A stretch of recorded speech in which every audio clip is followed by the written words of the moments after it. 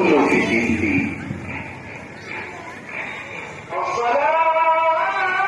দেখ দেখ বসে হয়নি। কি হচ্ছে ভাই?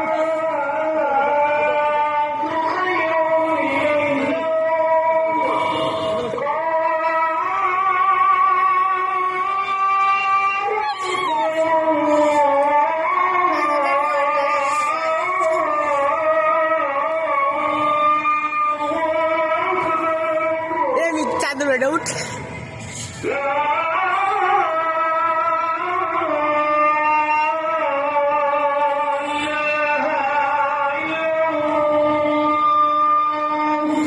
কি বলি কে জানে।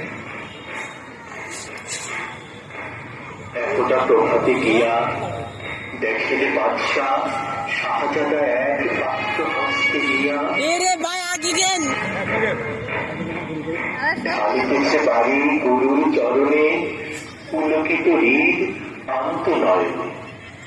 শিক্ষক শুধু নিজ হাত দিয়ে নিজেরই পায়ের ধুলি ধুয়ে মুছে সব করেছেন সাফ সঞ্চারী মুখগুলি। গেছে রে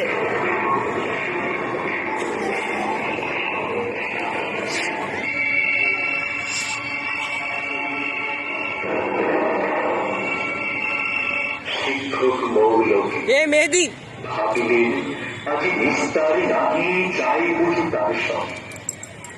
দিল্লি পতির পুত্রের করে লইয়াছে পানি চরণের পরে স্পর্ধার কাজ হেন অপরাধ কি করেছে কোনো কালে। ভাবিতে ভাবিতে চিন্তার রেখা দেখা দিল তার ভাবে। হঠাৎ কি ভাবি উঠি কহিলেন আমি ভয় করি না তো যাই যাই।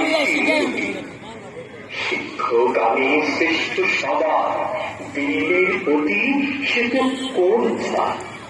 ভয় করি না তো ধারি না তো ধার মনে আছে মোর বল।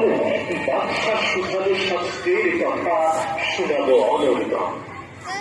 চাই চাবি প্রাণটা মান বড় আমি বোঝাবো সাহায্য। মেহেদি ভাবলা বস শিশির শিশির শিশির শিশির দুধ শিক্ষকে ডাকি নিয়ে গেল কেল্লা।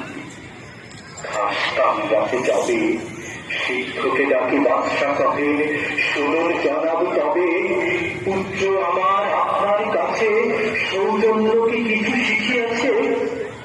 বরং শিখেছি বেয়াদবি আর গুরুজনে অবহেলা। নহিলে সেদিন দেখিলাম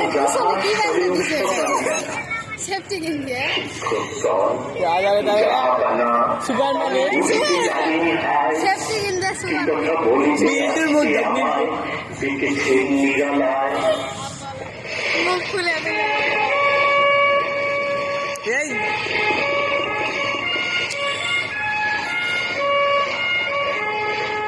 চাঁদ কোন দিক থেকে আছে। বাদশা কহে সেদিন প্রভাতে দেখিলাম আমি দাঁড়িয়ে পাঠাতে নিজ হাতে যবে চরণ আপনি করেন প্রক্ষালন। পুত্র আমার চরণ নিজ হাত খালি আপনার পায়ে বুলাইয়া সযতনে ধুয়ে দিল দেখো কেন সে চরণ শরী ব্যথা পাই মনে। দাঁড়ায় সগৌরবে কর্মী তরি বাদশাহী তবে কহে উচ্চ রবে। আজ হতে চির উন্নত হল সত্যি তুমি মহান বাদশা আলমগীর। সত্যি তুমি মহান